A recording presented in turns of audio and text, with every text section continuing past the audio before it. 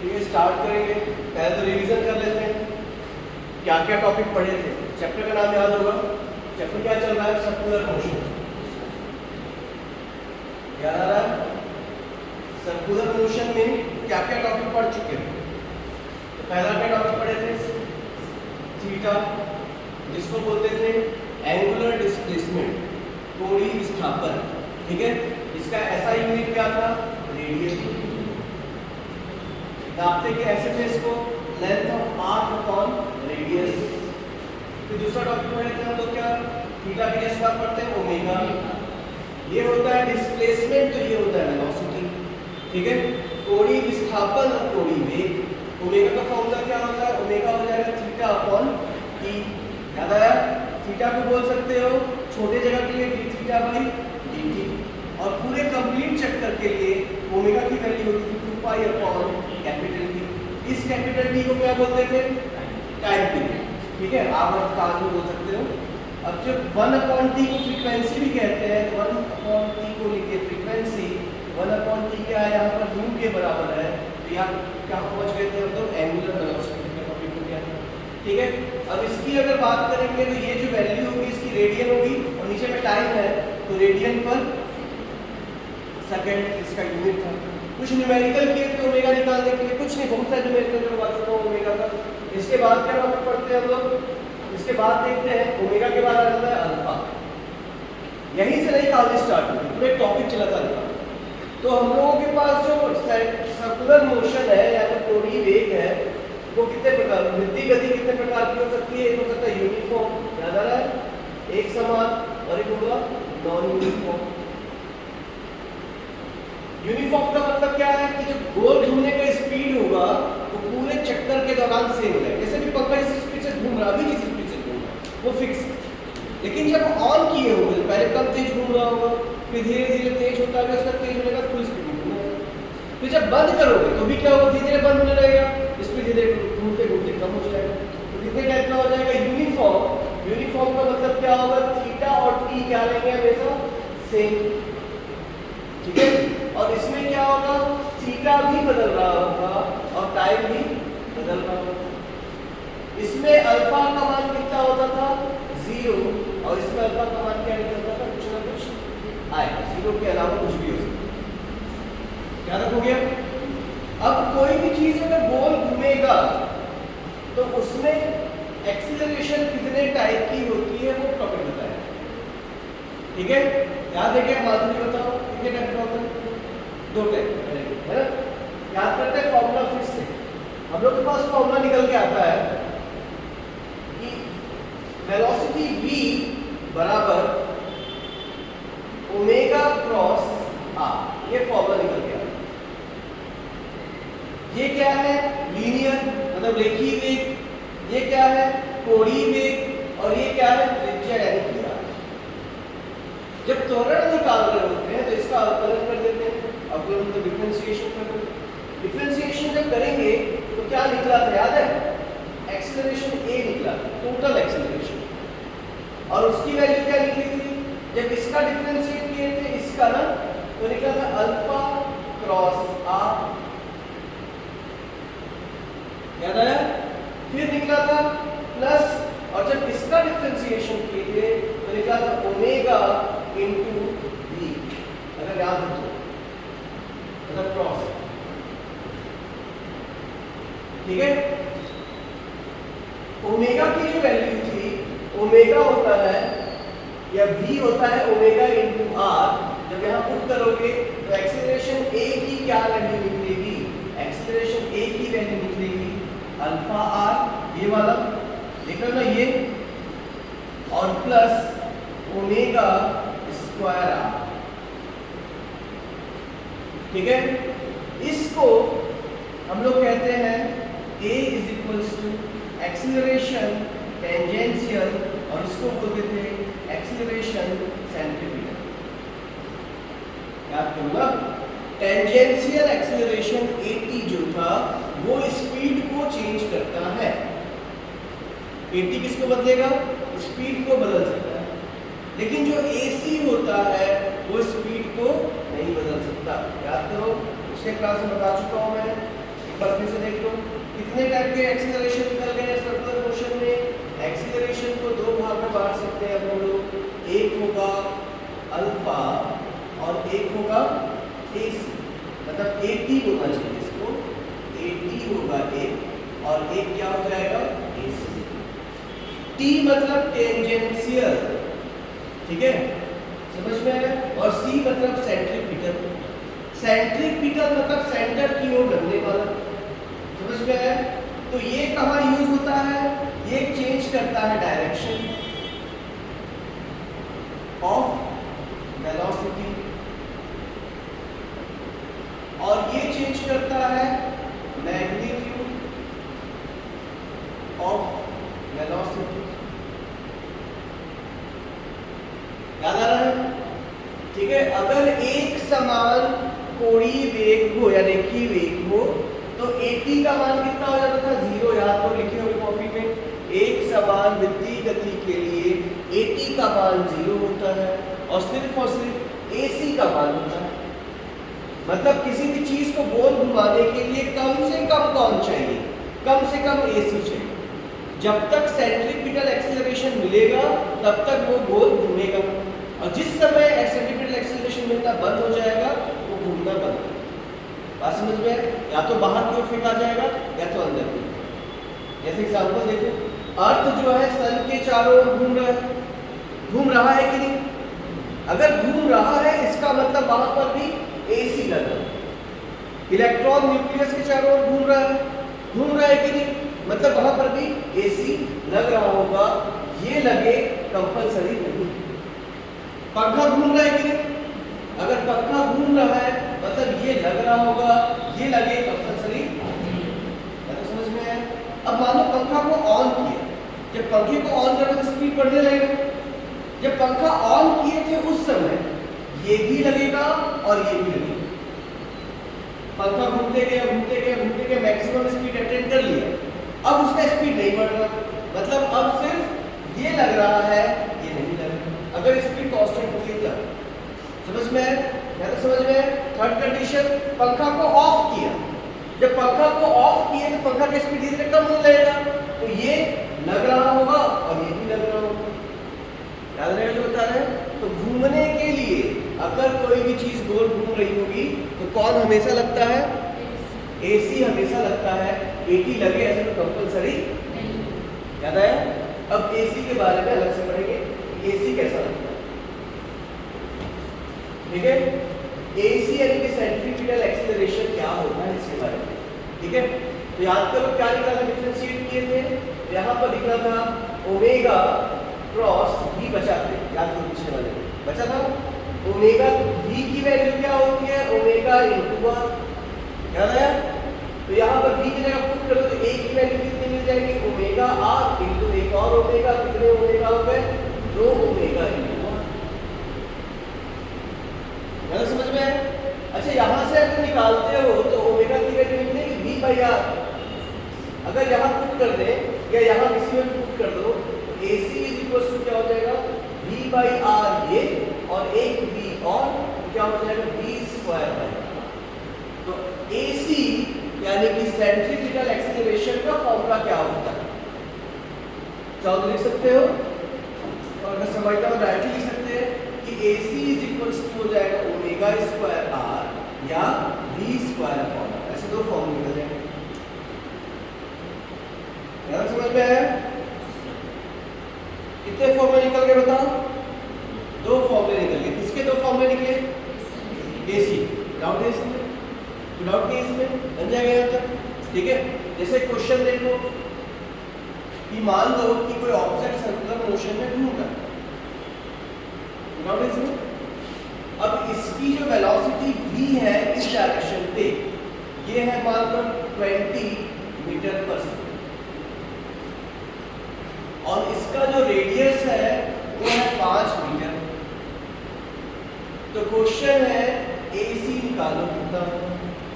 चलो ट्राई करो फटाफट से। AC भी निकालना है और ओमेगा भी निकालना है, जल्दी निकालो। AC और ओमेगा दोनों निकालना है। तो अब ये कौन सी वेलोसिटी है पहले ये सोचो, लीनियर वेलोसिटी, मतलब ये वाला फॉर्मूला है ना। क्या लिखेगा फॉर्मूला, तो AC का फॉर्मूला क्या लिखेगा, 20 का स्क्वायर अपॉन, है ना, कितना हो गया 400 और 5 काट देंगे, जो भी आंसर बन जाएगा। ओमेगा की वैल्यू क्या निकलेगी बताओ, ओमेगा क्या निकलेगा, V बाई R, याद है V की वैल्यू कितनी है 20 और R की वैल्यू कितनी है 5, काट दो कितना बचा 4, ठीक है। यूनिट लिखेंगे तो ओमेगा का यूनिट क्या होगा, रेडियन पर सेकंड, और इसकी यूनिट क्या होगी, रेडियन पर सेकंड स्क्वायर। ऐसा क्वेश्चन किसको बन जाएगा, ऐसा क्वेश्चन बना लोगे। कौन सा एक्सेलरेशन निकालना सिखाया होगा, सेंट्रीपिटल एक्सेलरेशन, एकदम सिंपल फॉर्मूला है। अगला क्वेश्चन ट्राई करो। एक ऑब्जेक्ट सर्कुलर मोशन कर रहा है, 30 रिवॉल्यूशन करने पर, मतलब 30 चक्कर लगाने पर, मान लो उसको लगता है 60 सेकंड लगता है। 30 चक्कर लगा रहा है, 30 चक्कर लगाने में कितना लगता है उसको 60 सेकंड लगता है। तो पहला क्वेश्चन है कि इसका क्या बोलते हैं, ओमेगा निकालो, दूसरा इसका V निकालो, तीसरा इसका अल्फा निकालो। कब, जब ये 0 से स्टार्ट हो, याद रखना ये अगर एक ही स्पीड से घूम रहा होगा, है ना, अगर मान लो एक ही स्पीड से घूम रहा होगा तो एक्सेलरेशन कितना निकलता, 0, याद है ना। अगर एक ही स्पीड से घूम रहा होगा तो एक्सेलरेशन कितना निकल जाता, 0। चलो ट्राई करो, आ गया।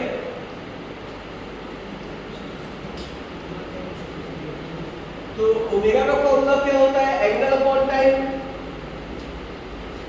एंगल कितना घुमा है टोटल 360, 2 पाई इनटू 30, आप तो एक चक्कर में 2 पाई और 360 का वर्ड ही यूज नहीं करना ना, अपॉन टाइम कितना है 60 सेकंड, 8 मिनट, पाई बचा बस। ओमेगा कितना मिल गया पाई। अब रेडियस की वैल्यू है मान लो पाई, रेडियस कितना दिया हुआ है पाई, तो क्या लिखेगा बताओ, वेलोसिटी v की वैल्यू क्या लिखेगी, वेलोसिटी v होता है v is equals to omega into r। Omega कितना है, ओमेगा कितना निकला है पाई, और r भी कितना दिया हुआ है पाई, पाई इनटू पाई यानी पाई का स्क्वायर हुआ। पूछा अल्फा क्या होगा, अल्फा होगा omega square into r। Omega square मतलब ओमेगा कितना है, तो पाई स्क्वायर इनटू r भी कितना है पाई, पाई नहीं सोच पा रहे, समझ पा रहे हो डाउट इसमें। ओमेगा का फॉर्मूला होता है एंगल अपॉन टाइम, और v का फॉर्मूला होता है, कॉपी में लिखे होंगे देखो, v इज इक्वल्स टू होता है ओमेगा इनटू r। ओमेगा में निकाल चुका है, r क्वेश्चन में पाई दिया हुआ, जैसा क्वेश्चन वैसा है ना। क्वेश्चन में कुछ और पूछेगा तो उस हिसाब से कुछ और आंसर निकाल चलेगा, यहाँ पे बन जाएगा।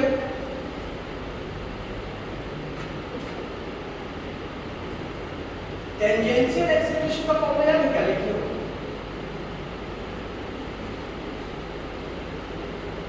टेंजेंशियल एक्सेलरेशन का फॉर्मूला क्या है,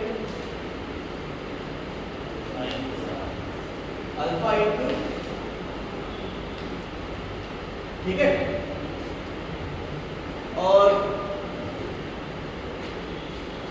सेंट्रीपिटल एक्सेलरेशन क्या लिखिए, ओमेगा स्क्वायर इनटू r, सिर्फ r मल्टीप्लाई करने में मिल जाएगा, है ना, ठीक है ना।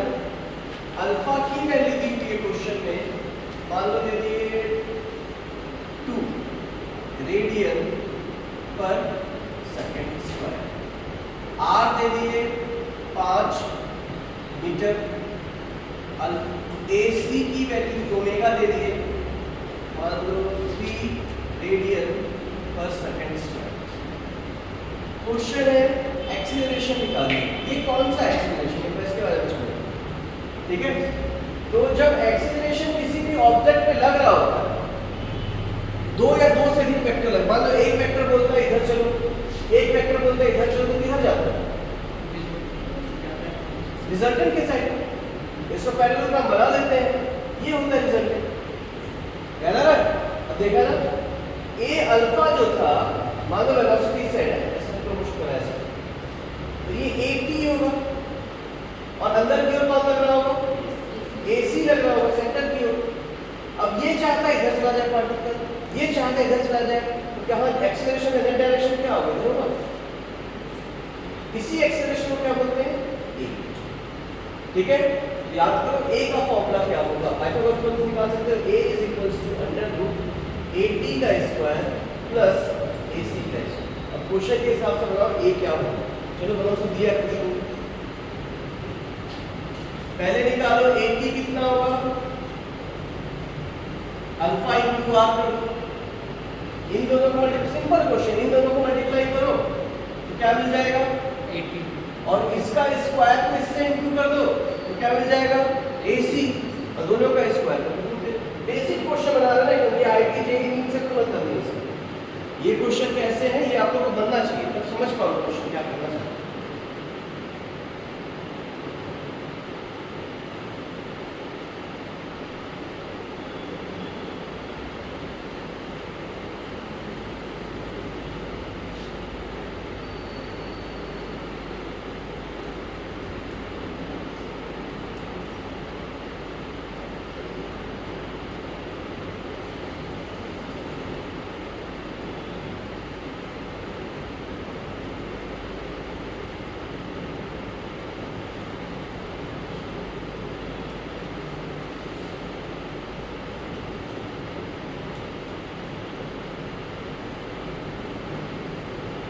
आया क्या? पहला क्या आएगा? 80, कितना आएगा? अल्फा की वैल्यू दी हुई है 2 और आर की वैल्यू दी हुई है 5, तो आ जाएगा 50, 10 सॉरी 10 क्या? मीटर पर सेकंड स्क्वायर, कोई रेडियन नहीं लगेगा। हुआ दूसरा अगला हो गया AC क्या निकल जाएगा? ओमेगा स्क्वायर, मतलब 3 का स्क्वायर इंटू आर कितना था? 5 किया ना, 45। क्या बताया? नेट एक्सेलरेशन निकालना था, तो वो हो जाएगा A = √10 का स्क्वायर प्लस 45 का स्क्वायर। 10 का स्क्वायर कितना हो जाएगा? 100, और प्लस इसका स्क्वायर हो जाएगा 225। हाँ 225, जोड़ देना 2/5 आंसर। रूट निकालना जो तो निकालते रहो, घर बैठ के मैंने निकाल दिया। इसमें डाउट है? 3 टाइप के एक्सप्रेशन निकल रहे हैं, समझ पाओगे तो। एक निकलता है AC, एक निकलता है AT, और एक निकलता है नेट एक्सेलरेशन। AC क्या होता है? सेंट्रीपिटल सेंटर की ओर लगता है, ठीक है। AT क्या होता है? टेंजेंट की ओर लगता रहता है, और A क्या होता है? दोनों का रिजल्टेंट। जब भी कोई ऑब्जेक्ट सर्कुलर मोशन में होगा तो उसके पास कितने टाइप की एक्सेलरेशन होती है? 3 टाइप। याद हो गया? हाँ बताना रोहित। AC को चेंज, AC जो होता है किसको चेंज करता है? डायरेक्शन किसका है ना? लीनियर वेलोसिटी जो होती उसका डायरेक्शन चेंज करने में किसका यूज रहता है? AC। अब AC का फॉर्मूला बताओ तो क्या है? AC का अगर AC का फॉर्मूला देखोगे तो ओमेगा स्क्वायर अपॉन आर होता है, ठीक है ना? और ओमेगा स्क्वायर आर या v स्क्वायर अपॉन आर। अगर कोई ऑब्जेक्ट, सुना ना क्वेश्चन का आराम से, अगर किसी ऑब्जेक्ट का ओमेगा कांस्टेंट है और आर कांस्टेंट है, तो क्या AC कांस्टेंट होगा कि वेरिएबल होगा? किसे बताओ? AC कांस्टेंट है या वेरिएबल? कैसे सोचना बताओ। AC का फॉर्मूला देख लो, ओमेगा स्क्वायर आर या v स्क्वायर अपॉन आर। फॉर्मूले को देख करके बताओ ओमेगा कांस्टेंट है और आर कांस्टेंट। इंपॉर्टेंट क्वेश्चन है, कई बार पूछता है इसको डायरेक्ट, ठीक है। क्वेश्चन है कि AC को अगर ध्यान से देखो तो फॉर्मूले में ओमेगा स्क्वायर है और v स्क्वायर अपॉन आर। अगर ओमेगा कांस्टेंट है यूनिफॉर्म सर्कुलर मोशन है ना, याद है ना, यूनिफॉर्म सर्कुलर मोशन हो रहा है, ठीक है। इसमें तो एटी लगता ही नहीं है, एटी को 0 हो जाता है, एटी कितना हो जाता है इसमें 0, तो सिर्फ एसी लग रहा होगा। अब क्वेश्चन है एसी के फॉर्मूले को ध्यान से देखो, इसमें ओमेगा स्क्वायर अपॉन आर है और बी स्क्वायर अपॉन आर है। क्या ये टाइम पे डिपेंड कर रहा है, क्या इसकी वैल्यू कांस्टेंट होगी या वेरिएबल होगी?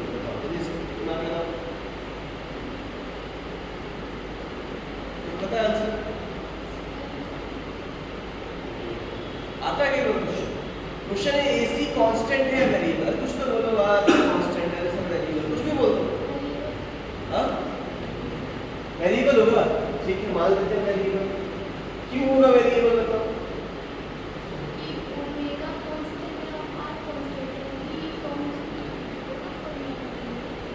टू इंटू टू कितना आता है? 2 इंटू 3 कितना आता है? हमेशा नहीं आता, आता है ना। 2 कांस्टेंट है, 3 कांस्टेंट है, इंटू करने पे जो नंबर मिलता है वो कांस्टेंट ही ना आता है। तो ओमेगा कांस्टेंट है, आर भी कांस्टेंट है, तो इंटू करने में कांस्टेंट तो मिलना चाहिए। कंडीशन समझ रहे हो बोल रहा हूँ? तो एसी कांस्टेंट की वेरिएबल है क्वेश्चन, एसी वेरिएबल एकदम।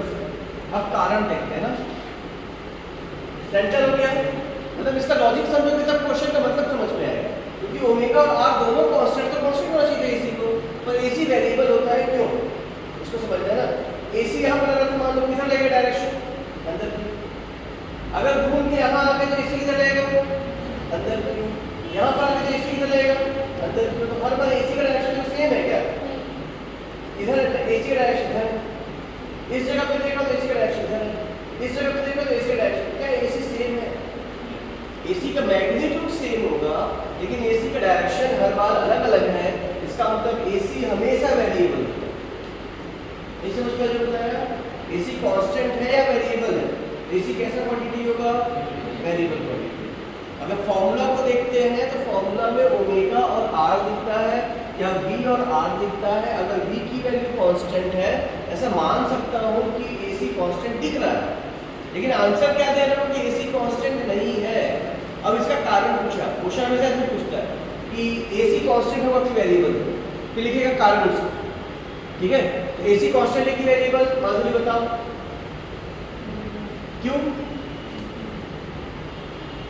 क्या बदल रहा है उसका? दिशा, यानी कि डायरेक्शन बाकी बदल रहा है। अगर दिशा बदल रहा है तो वेक्टर क्वांटिटी की वैल्यू कैसे सेम हो सकती है? ये भी हो गया, विदाउट इतने में आगे टॉपिक लिखेंगे सेंट्रीपिटल फोर्स।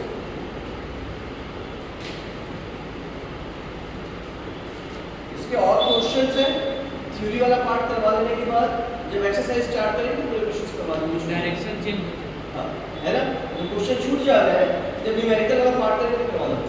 ठीक है, अगला देखो सेंट्रीपिटल फोर्स।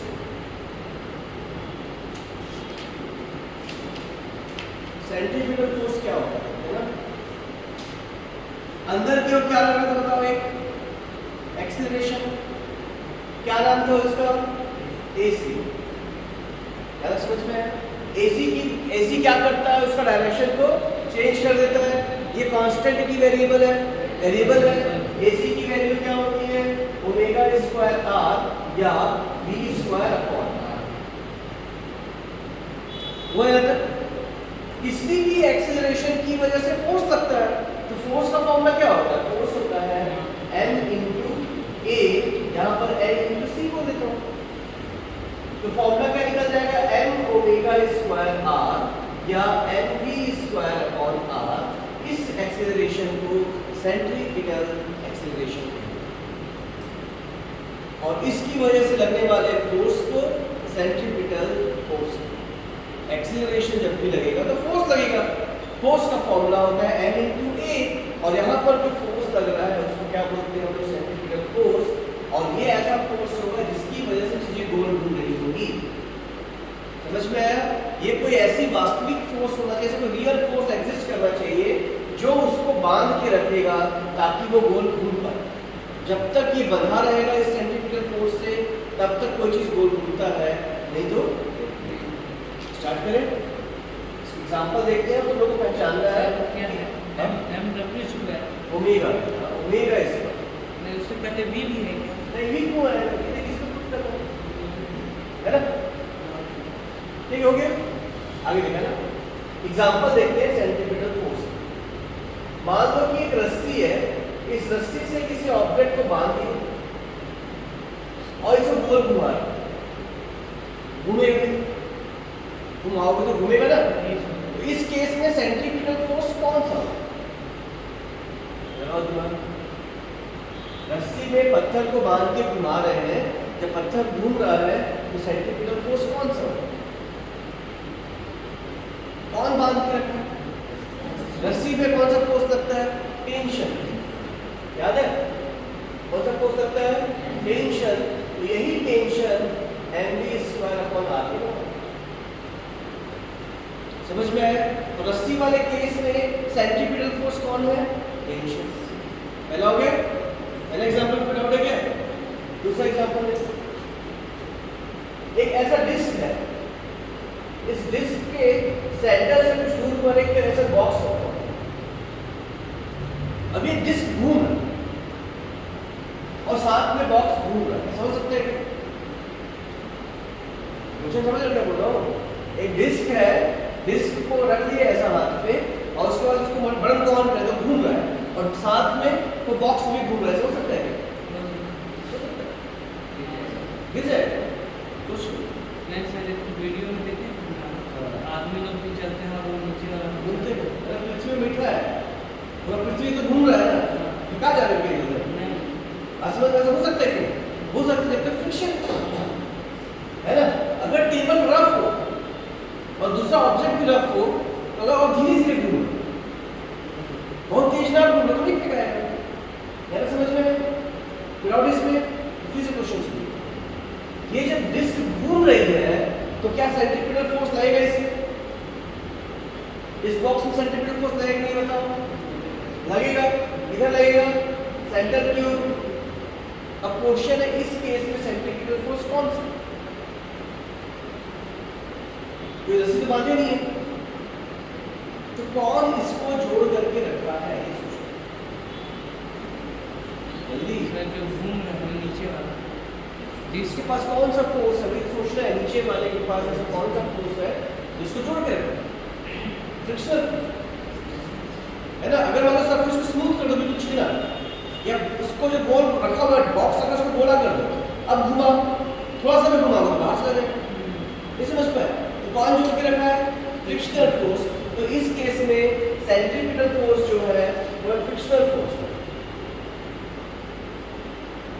नहीं समझ पा रहे हो क्या जब भी कोई चीज गोल घूमेगा तो उस चीज को होल्ड करने के लिए अंदर की ओर फोर्स लगना चाहिए और जो फोर्स लग रहा होता है उसी को क्या बोलते हैं तो सेंट्रीपिटल फोर्स आगे देखो मान लो कि ये कोई प्लेनेट हो गया फॉर एग्जांपल सन ही मान लेते हैं इसको ये सन हो गया और इस सन के चारों ओर अर्थ घूमता है ये घूम रहा है कि नहीं बताओ अगर घूम रहा है तो अंदर की ओर कोई फोर्स लगना चाहिए ये भी हो गया मतलब या तो कोई रस्सी होगी या तो कोई सरफेस होगा देखिए ना दो एग्जांपल तो क्या अर्थ और सन के बीच में कोई रस्सी बंधी हुई है ये बंधी हुई है इस केस में कौन जोड़ के रखा है ग्रेविटेशन याद है ना तो इस केस में सेंट्रीपिटल फोर्स जो होगा वो कौन सा होगा सेंट्रीपिटल फोर्स जो होगा Fc जो होगा वो होगा कैपिटल G mm/r² और जो कौन सा फोर्स होगा ग्रेविटेशनल इस प्रकार ग्रेविटेशनल फोर्स की खोज हुई ये समझ पाए हर बार जोड़ने के लिए एक फोर्स चाहिए और जोड़ने के लिए जो फोर्स चाहिए होता है उसी को क्या कहते हैं सेंट्रीपिटल फोर्स इस केस में प्लैनेट्स को जो जोड़ के रखा है इसको जोड़ के रखा है प्लैनेट्स को जो जोड़ के रखा है उस केस में सेंट्रीपिटल फोर्स कौन सा है ग्रेविटेशन डाउट है गुरुत्वाकर्षण स्पेलिंग समझ में नहीं आ रही अपने से अगला देखना तीसरा हो गया इलेक्ट्रॉन जो है वो न्यूक्लियस के चारों साइड रिवॉल्व करता है पता है कि नहीं ये न्यूक्लियस हो गया न्यूक्लियस में प्रोटॉन और न्यूट्रॉन होते हैं और बाहर पे कौन घूम रहा होता है? इलेक्ट्रॉन। एक बात सोचोगे ना कि इलेक्ट्रॉन बाहर पे अगर घूम रहा है और पॉजिटिव चार्ज अंदर पे अगर है तो पॉजिटिव वाला चार्ज ये प्लस वाला जो प्रोटॉन होगा इसको अट्रैक्ट करेगा, अंदर क्यों खींचेगा ना, समझ रहे हो ना? ये तो इलेक्ट्रॉन को न्यूक्लियस में चला जाना चाहिए था, चिपक जाना चाहिए था और एटम गायब हो जाना चाहिए था, ऐसा तो नहीं होगा। इसका मतलब है कि इस पे कोई फोर्स लग रहा होगा, ठीक है, समझ में है? और वो फोर्स इन दोनों को जोड़ के रखा है और क्योंकि ये गोल घूम रहा है तो अंदर की ओर लगने वाला फोर्स कंपल्सरी है और इस फोर्स का नाम क्या होता है? Electrostatic force. इलेक्ट्रोस्टैटिक फोर्स, विद्युत चुंबकीय बल कह सकते हैं, इलेक्ट्रोमैग्नेटिक बल या विद्युत चुंबकीय बल। तो इस बार कौन जोड़ के रखा है? Electrostatic force. इलेक्ट्रोस्टैटिक फोर्स समझ में आया? तो कोई भी चीज गोल घूमेगा, अगर गोल घूम रहा है तो अंदर की एक फोर्स लग रहा होता है और जो फोर्स लग रहा होता है उसे क्या कहते हैं? क्या कहते हैं इसको? Centrifugal force. समझ में आया? वो फोर्स कहाँ से आया? क्योंकि हम लोग देख रहे थे एक प्रकार का एक्सेलरेशन यानी कि त्वरण हो रहा था, उस एक्सेलरेशन का नाम था सेंट्रीपिटल एक्सेलरेशन और एक्सेलरेशन हमेशा किसी न किसी फोर्स की वजह से होता है। यहाँ पर एक एक्सेलरेशन था इसलिए फोर्स की वजह से। समझ में आया? सेंट्रीपिटल फोर्स समझ में आया? इधर लगता है सेंटर। अगला है, अगर याद होगा टॉपिक तो हम लोग पढ़े थे फ्रेम ऑफ रेफरेंस। जब चैप्टर स्टार्ट होगा तो शुरू में एक फ्रेम ऑफ रेफरेंस पढ़ाया होगा। फ्रेम ऑफ रेफरेंस क्या होता है? जिस पॉइंट से ऑब्जर्वेशन ली जा रही होती है उसको फ्रेम ऑफ रेफरेंस कहते हैं। जैसे अगर इस रूम में बैठ करके बाहर झांक रहे हो तो ये रूम फ्रेम ऑफ रेफरेंस होगा और बाहर वाला पॉइंट ऑब्जर्वेशन पॉइंट होगा। इसे इसका उल्टा कर सकते हैं कि बाहर से झांक रहे हो अंदर की ओर तो बाहर जो होगा फ्रेम ऑफ रेफरेंस हो जाएगा और अंदर वाला भाग क्या हो जाएगा? ऑब्जर्वेशन। तो फ्रेम ऑफ रेफरेंस का मतलब क्या होता है? जिस पॉइंट से भी ऑब्जर्वेशन ली जा रही होगी उसी को क्या कहते हैं हम लोग? Frame of reference. Frame of reference दो टाइप के होते हैं, एक होता है इनर्शियल, पढ़ा चुका है टॉपिक है, दोबारा रिवीजन करवा। इनर्शियल हिंदी में इनर्शियल और दूसरा हो जाएगा नॉन इनर्शियल। कितने टाइप के हो जाएंगे? इनर्शियल और नॉन इनर्शियल। ठीक है, इनर्शियल जिसमें a का मान 0 होता है, ऐसा फ्रेम ऑफ रेफरेंस जो त्वरित ना होगा। a का मान 0 होने की वजह से इसमें न्यूटन का नियम लागू हो जाएगा। तो न्यूटन का जो फॉर्मूला होता है, न्यूटन फॉर्मूला सही बैठता है, ये बता चुका। ठीक है, हर कंडीशन में न्यूटन के फॉर्मूला लगाया जा सकता है। न्यूटन का क्या फॉर्मूला है? F = ma लगा सकते हैं। अगर नॉन इनर्शियल फ्रेम की बात करेंगे तो उसमें एक्सेलरेशन होगा और न्यूटन का जो लॉ होगा, न्यूटन का जो लॉ होगा वो फेल होगा। इसको सही करने के लिए, न्यूटन का लॉ सही बैठे इसके लिए हम लोग एक फोर्स इमेजिन करते हैं, उसको कहते हैं छद्म बल यानी कि स्यूडो फोर्स। क्या बोलते हैं उसको? Pseudo force. ठीक है, समझ में आया क्या बता रहा हूँ? क्या लगता है वहां पर? एक स्यूडो फोर्स। ठीक है, अब फिर से देखें, एक डिस्क याद है, यहाँ पे बॉक्स खड़ा हुआ याद है। जब बाहर से देख रहा था तो मेरे को पता चला था अंदर क्या है? फोर्स लगा। उस फोर्स का नाम क्या है? Centrifugal force. अगर ये ना हो तो चीजें नहीं घूमेंगी। याद है? एक्चुअली ऐसा फोर्स एग्जिस्ट करता है कि एग्जांपल देखो, पहले वाले में टेंशन था, दूसरे वाले में फ्रिक्शन था, फिर ग्रेविटेशन था, उसके बाद इलेक्ट्रिसिटी। होता है कि नहीं ऐसा? होता है। अगर कोई आदमी अपने जो ऑब्जर्वर है यहाँ आकर के बैठ जाए, समझ में, तो उसको क्या लगेगा कि अंदर की ओर फोर्स लगेगा, और अंदर की ओर फोर्स लगे तो अंदर बढ़ना चाहिए उसको, पर वो नहीं बढ़ रहा। ये समझे? मैं डिस्क एक पर घूम रहा हूँ तो मेरे को क्या लगता है कि जो दो लड़की जो बैठी हुई है वो, जब मैं घूम रहा तो भी साथ में घूम रही होती, तो हम लोग साथ में घूम रहे तो हर काम इसके सामने होगा। अब मेरे ऊपर कौन सा फोर्स लग रहा है? Fc, जो खींच रहा है इधर की ओर, लेकिन मैं नहीं खींचा, ऐसा कैसे हो? तो इस लड़की को क्या लगेगा कि इसके अपोजिट डायरेक्शन में कोई फोर्स लगना चाहिए। समझ में? इसको लगेगा, ऐसा है नहीं, मेरे अंदर मेरे को फोर्स लग रहा है तो ऐसा लग रहा है कि मैं आगे जाऊंगा, लेकिन मैं आगे नहीं जा रहा। इसका मतलब है अपोजिट डायरेक्शन में कोई फोर्स लग रहा है। ऐसा क्यों हो रहा है, ऐसा क्यों फील कर रहे हैं? क्योंकि हम लोग किस फ्रेम में घूम रहे हैं? नॉन इनर्शियल फ्रेम में घूम रहे हैं। सर्कुलर मोशन हमेशा नॉन इनर्शियल, तो उसमें एक्सेलरेशन को क्या लिखी हो बताओ? इनर्शियल फ्रेम ऑफ रेफरेंस में लिखे एक्सेलरेशन 0, और नॉन इनर्शियल में क्या लिखे हो? एक्सेलरेशन 0 नहीं होता। सर्कुलर मोशन में एक्सेलरेशन होता ही नहीं। जब भी कोई चीज घूमेगा तो एक्सेलरेशन तो कंपल्सरी है, एक्सेलरेशन तो हमेशा होगा। अगर एक्सेलरेशन है तो फ्रेम, सर्कुलर फ्रेम इनर्शियल होगा कि नॉन इनर्शियल? नॉन इनर्शियल हमेशा।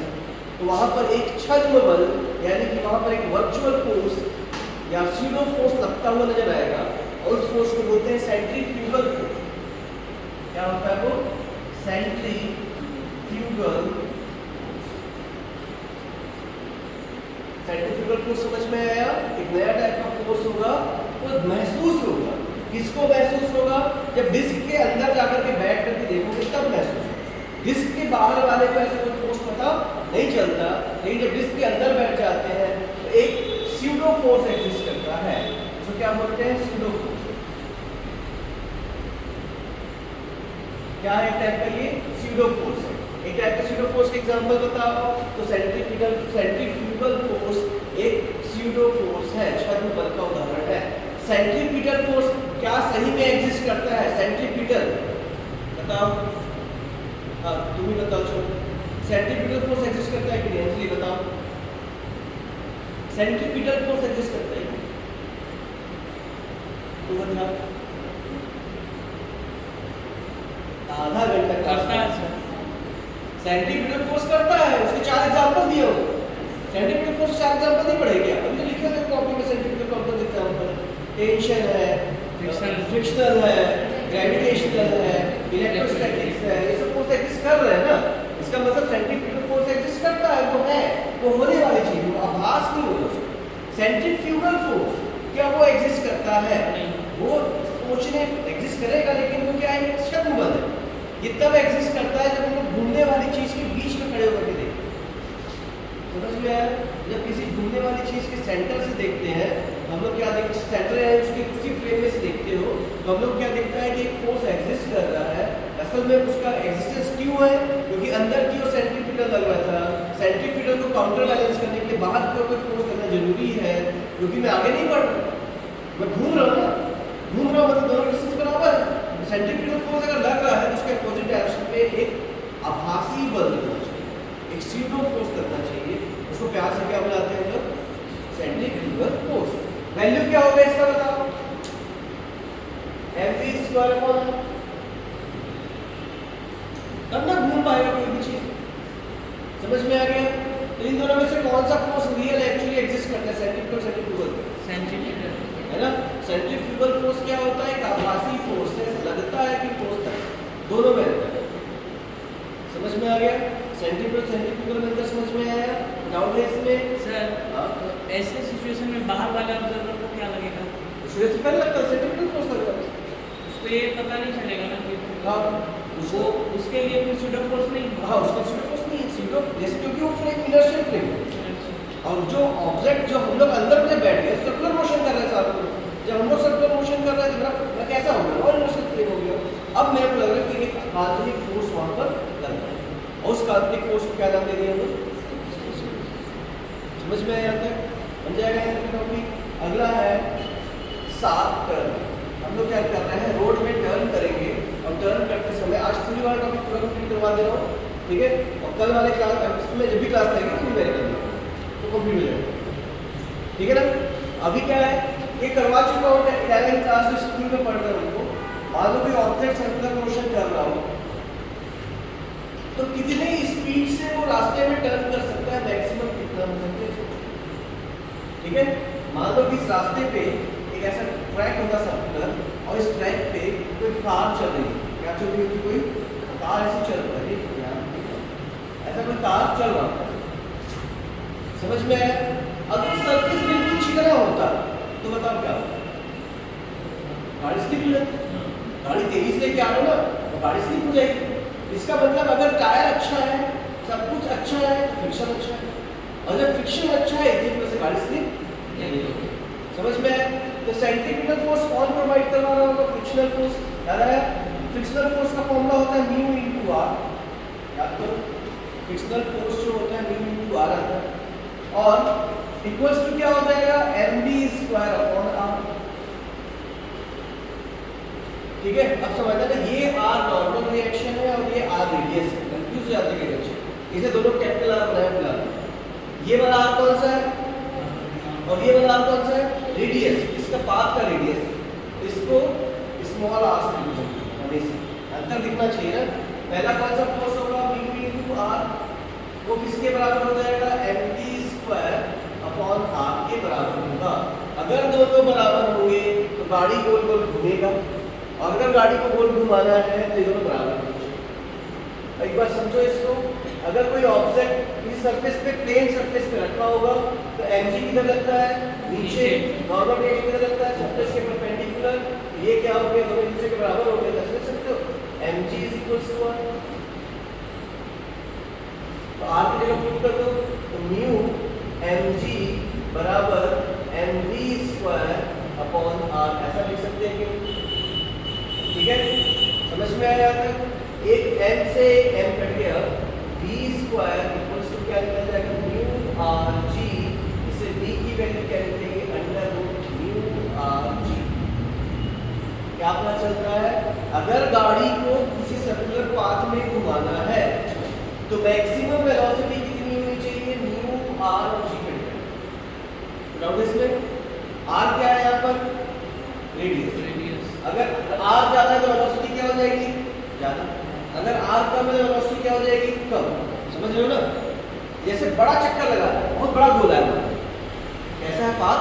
बहुत बड़ा है, तो गाड़ी ज्यादा तेज मुड़ जाती है, तो पाथ बहुत सकरा है, एकदम फास्ट टर्न है, तो गाड़ी को कम स्पीड मोड़ोगे तो मिलेगा, अगर ज्यादा स्पीड मोड़ोगे तो गाड़ी स्लिप हो जाएगी। ध्यान देना, बाइक चलाए होगे ना, जब अचानक शार्प टर्न आता है, अगर शार्प टर्न है तो गाड़ी को स्लो कर, तब गाड़ी इजीली हो जाएगी। अगर मान लो बड़ा रास्ता, बहुत बड़ा चक्कर है, तो उतने तेज भी चलते रहो तो फर्क नहीं। समझ में आएगा? समझ में जो होता है क्या पता चल रहा है? बताओ कि मैक्सिमम वेलोसिटी की वैल्यू कितनी होती है? म्यू इनटू आर इनटू जी। ये रोड कैसा है? प्लेन। प्लेन रोड में इतनी वेलोसिटी होनी चाहिए, बन जाएगा तो बन जाएगा।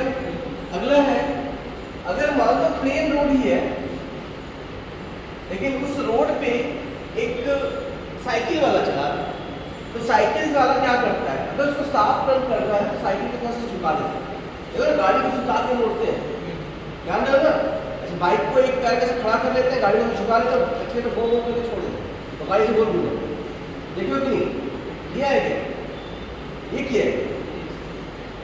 ठीक है, गाड़ी जानते कैसे बोल रहा हूँ ना, गाड़ी को हल्का से झुकाना पड़ता है, और जब भी फास्ट टर्न ले लोगे, शार्प टर्न, तो गाड़ी क्या करना पड़ता है? सुता के लो। तो क्वेश्चन है कि फास्ट टर्न में गाड़ी को कितना सुताए कि गाड़ी आराम से हो जाए।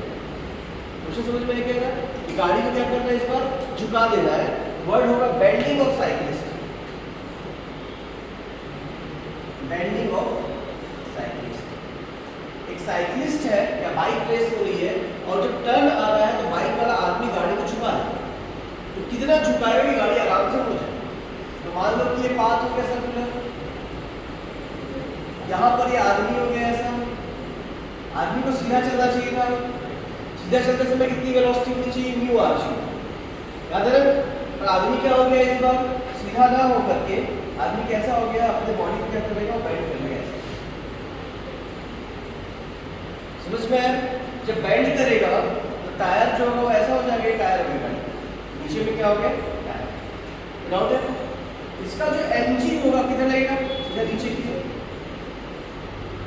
और नॉर्मल रिएक्शन जो होगा ऐसा लगेगा, n सरफेस के परपेंडिकुलर ऐसा। तो समझ में आया? ठीक है, अगर मान लो ये एंगल थीटा है, ये एंगल भी थीटा होगा,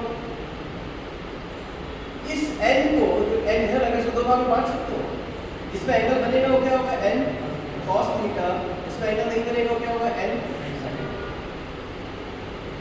डाउट। अब अगर वो स्लिप नहीं कर रहा, अगर वो स्लिप नहीं कर रहा, इसका क्या मतलब होगा, तो फ्रिक्शनल फोर्स मिल रहा होगा, ठीक है। फ्रिक्शनल फोर्स की वैल्यू कितनी होती है, म्यू इनटू, आप यहाँ पर n बोले तो म्यू इनटू n बोले, याद रखोगे, सुना आराम से, एकदम आराम से, कोई गड़बड़ी नहीं है, तुम लोग को होगा, मेरे को नहीं। देखते हैं mv स्क्वायर r की जगह पे कौन सा दिख रहा है बताओ तो, नहीं किस n साइन थीटा, ये देखो n साइन थीटा दिख रहा है ना, तो mv स्क्वायर की जगह पे क्या निकल रहा है, n साइन थीटा दिख रहा है, नहीं समझ पाए।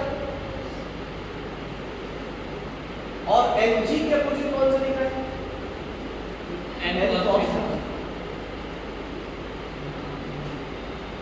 समझ में। अगर इन दोनों को डिवाइड करते हैं तो क्या लिखेगा बताओ, n से n कट जाएगा, v स्क्वायर अपॉन rg बचेगा, इक्वल्स टू n से n कट जाएगा, साइन अपॉन cos क्या बचेगा, n। v की वैल्यू क्या निकल जाएगी, अंडर रूट rg n, लिख सकते हैं,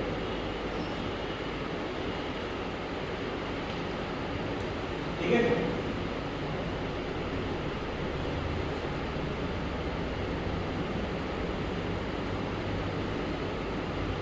बैंकिंग ऑफ ट्रैक, अभी इसके बाद है ना, बैंडिंग ऑफ साइक्लिस्ट,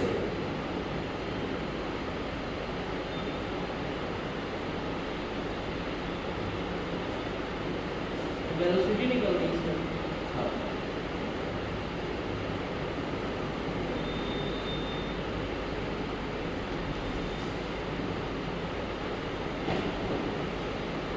बन जाएगा,